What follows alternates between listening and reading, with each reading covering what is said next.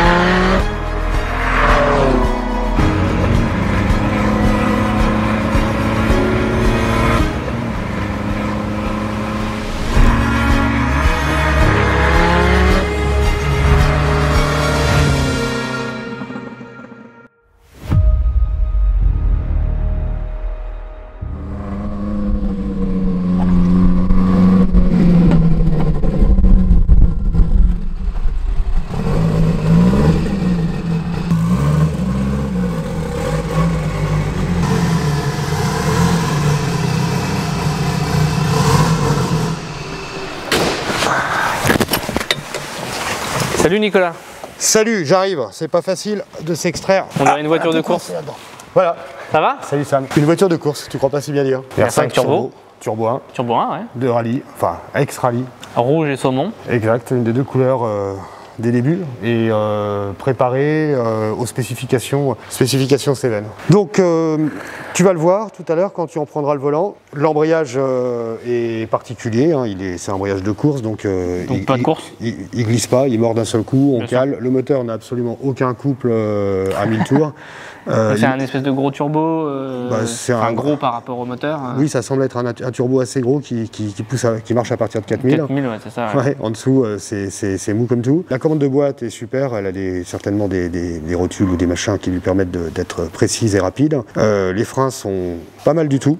Je vois qu'elle a une pédale spécifique. Exactement, elle a une pédale fixée au plancher et non pas suspendue, qui commande un freinage avant-arrière séparé, Okay. commandé par un palonnier, et en déplaçant la biellette du palonnier, tu donnes plus ou moins de frein sur l'avant ou sur l'arrière. Enfin, tu répartis. Même si je vois qu'il y a un répartiteur de freinage qui traîne aussi du frein à main. À côté du frein à main, en plus. Qui est un frein effectivement. à main, un frein à main hydraulique. qui semble hydraulique, ouais. Ouais, Okay. sans cliquer. Sans cliquer, ouais. Exactement, un arceau, je sais pas combien de points. Enfin, un certain nombre de points. Un certain nombre de points, un arceau complet. Un arceau complet. Ah oui, puis je vois que la voiture a son passeport. Elle a son passeport FFSA là qu'on voit ici. C'est une auto qui. Mais c'est très juste, je ne l'avais pas vu. Donc c'est une auto qui peut courir, quoi, en fait. Hein. Il faudrait lui refaire un PTH et puis. Modulo les validités des extincteurs et des harnais. Et des baquets. Et des baquets, de tout le bazar. Et des dérives de réservoir, etc. Et un PTH en bonne et due forme. En tout cas, elle est extra. Moi j'ai très envie d'aller l'essayer. Eh bien, on va aller l'essayer. Allez, en route. Hop. Ah oui, je monte dans une voiture de course, là, il n'y a aucun doute.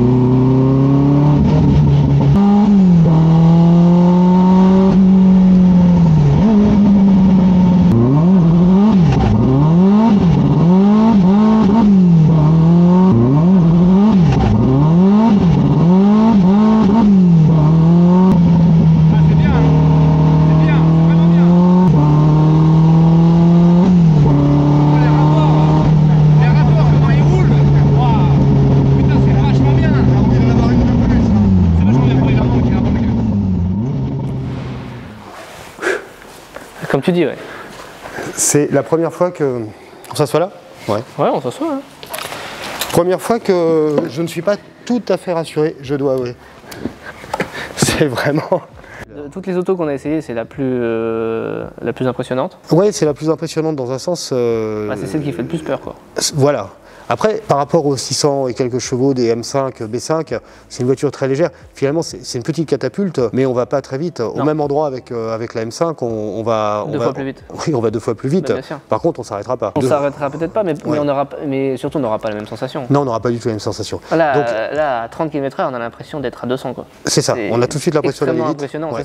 c'est ça qui est assez rigolo, finalement. C'est que sans aller très vite, on a tout de suite énormément de sensations. En fait, on en revient à chaque fois, c'est une petite voiture de course, enfin c'est une voiture de course, et on est en contact direct avec tous les éléments. Exactement. Tout te raconte quelque chose, tu sens ce qui se passe à tout niveau.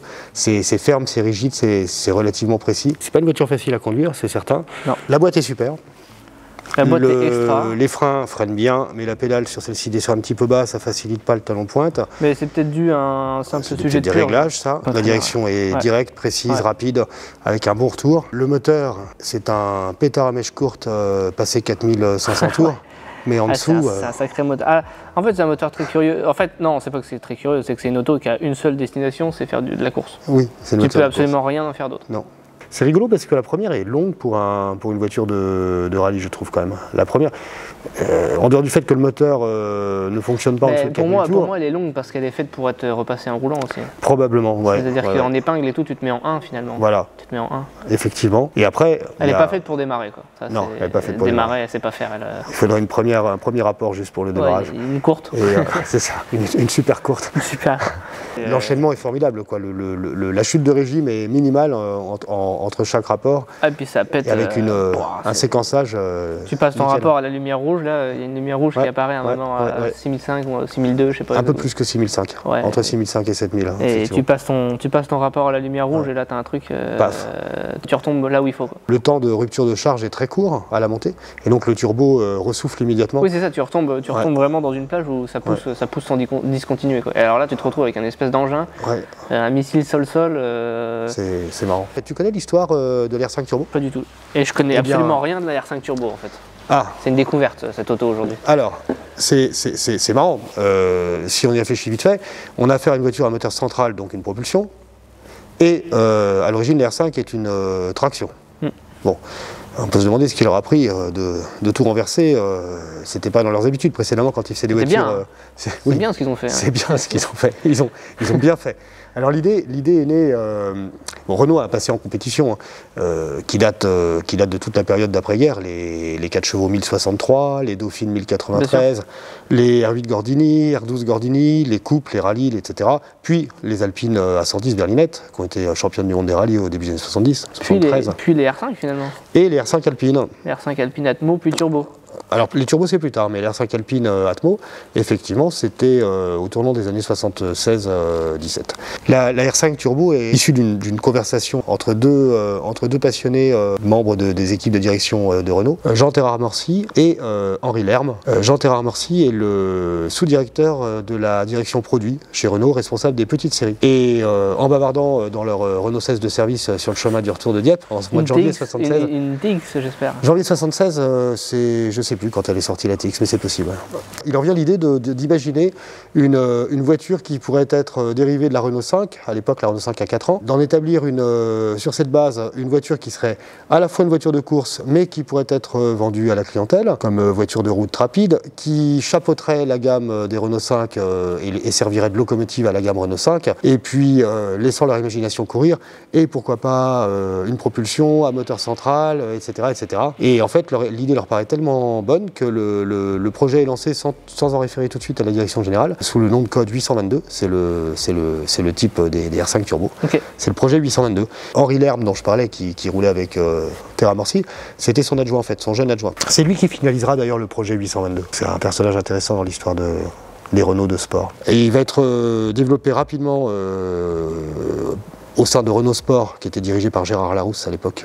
Okay. C'est pas n'importe qui Gérard Larousse en matière de compétition automobile, un premier prototype qui s'appelle le Proto Noir, parce qu'elle était peinte en noir. Ils ont pris une caisse de R5 prélevée sur la chaîne. Ils ont découpé la partie arrière de la coque dans tous les sens pour souder un bâti tubulaire sur le premier proto.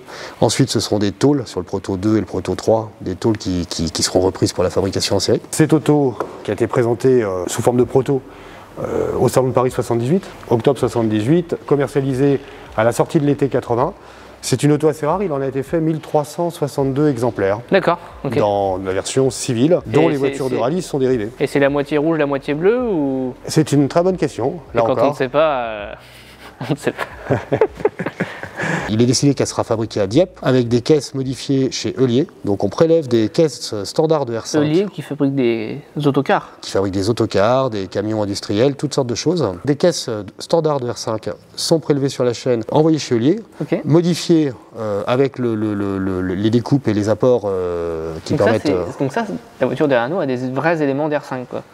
À la base, la caisse c'est une R5. On a quand même là une voiture dont les gènes sont la 4L. L'épure de suspension de base, à l'avant, c'est la 4L. Alors il y a plein de modifs ensuite évidemment. Donc encore, et c'est des barres de torsion à la base? Non justement. Oui, donc une 4L c'est des barres de torsion. Voilà. Et sur les R5 aussi. Mais absolument, plus sur les R5 Turbo. L'origine des Renault 5 Turbo, c'est de faire une voiture de compétition dont on dérive un modèle destiné à la clientèle aux fins d'homologation. Oui, comme on l'a eu sur les 205 T16 exactement. Et toutes ces générations. Et même les Porsche 911 Turbo, dont l'idée originale était de faire une voiture homologuée à l'NXJ du groupe 4. L'objectif premier de cette voiture, en dehors des visées commerciales, c'était d'obtenir l'homologation en groupe 4 en rallye. Pour ce faire, il fallait que 400 voitures soient produites. Quand on lit le truc, c'est 500, mais il y a une annexe J qui blablabla qui fait qu'avec 400 voitures, on obtient l'homologation. Donc, en mai 1980, ils ont stoppé les chaînes d'A310 et ils se sont lancés dans la fabrication des R5 Turbo à toute vitesse. Ils en ont assemblé 5 ou 8 en mai, quelques-unes en juin 19, je crois. Et juillet-août, ça a tourné à bloc, ce qui n'est pas habituel, août, une usine d'assemblage de bagnole. C'est même la période d'arrêt d'ailleurs. Hein, c'est ce qu'on appelle la période d'arrêt d'ailleurs. Normalement, oui, tout le monde s'arrête, effectivement. Ouais. Et en septembre, ils en avaient assemblé un peu plus de 500. Et donc, l'homologation était acquise. Et ça, c'était ce qu'on appelait les Turbo 1. C'était les T1, c'est-à-dire celle-ci. Avec qui était en rouge et en bleu. Qui était en rouge, intérieur bleu et rouge, et bleu avec intérieur bleu et rouge. Quoi qu'il en soit, Renault mise tout en compétition et en com sur le turbo, et c'est normal de faire suivre la gamme commerciale. Et donc, on aura l'R5 Turbo au sortir de l'été 80.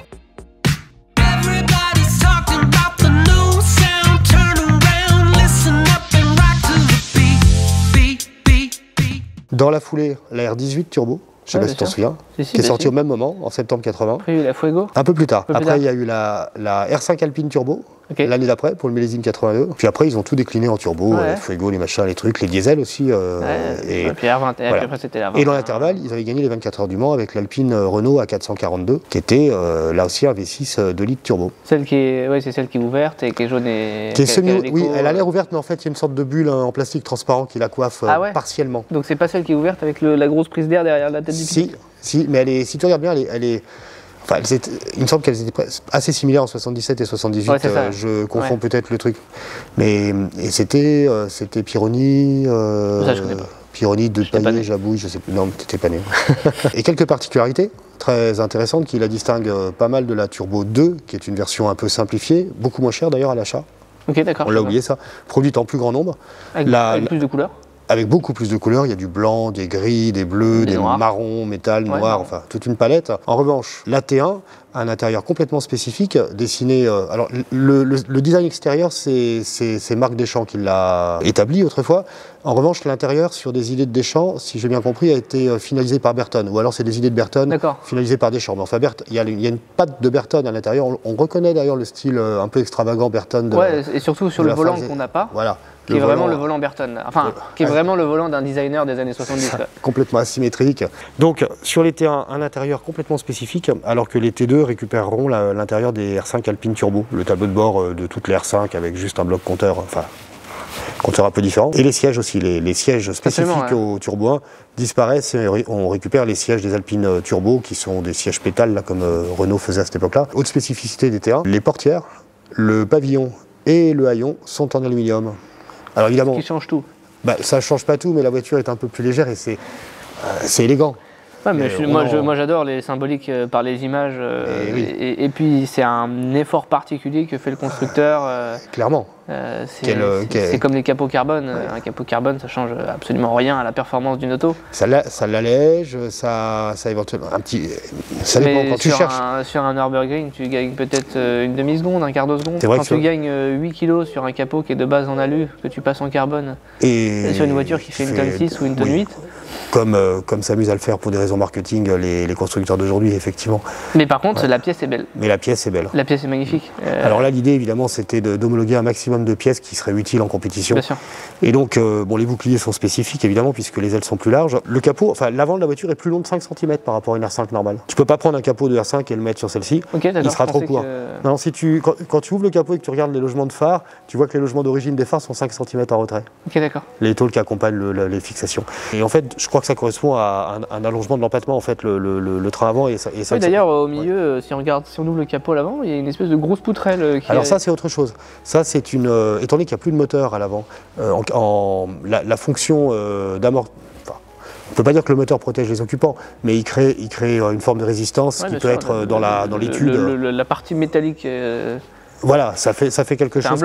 Ça fait une sorte de pare-choc, comme parfois dans certaines autos, la roue de secours placée à l'avant. C'est ce qui coupe les jambes quand tu fais. Ouais, sur des voitures étudiées à la fin des années 60, je doute un peu que ce soit là, mais là, c'était un peu plus tard. Et donc la poutre qui est en polyester d'ailleurs. Oui, tout à fait. Effectivement, va de l'avant de la voiture jusqu'à la cloison pare-feu et elle sert d'amortisseur en fait en cas de choc frontal. C'est une sorte de fusible. Peut-être à la rigidité de l'auto Pas que je sache, c'est vraiment un élément de sécurité. C'est plus un fusible, ouais. Un fusible de choc frontal. Ok, d'accord. Et les éléments en alu, capot, toit et capot, pavillon et haillons arrière, étaient assemblés avec le reste des modifications de la coque chez Heulier. Après, on trouve des ailes avant et arrière et un capot en polyester qui sont rapportés à la coque, mais ça, c'était fait chez Alpine. Bah écoute, Nicolas, en tout cas, merci pour cette découverte. C'était un véritable plaisir. C'est une auto qui est quand même assez curieuse, assez exceptionnelle.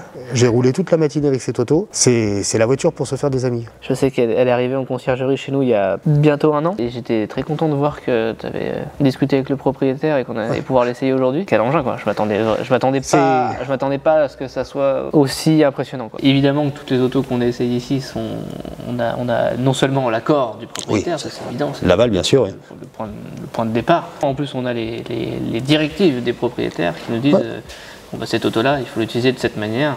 Ouais. Donc c'est pour ça qu'on a des conduites qui varient en fonction des modèles. Par exemple, la Tipol, on savait que le moteur n'était pas encore complètement rodé, donc on n'a pas dépassé, autant que je me souvienne, on n'a pas dépassé 4000 tours.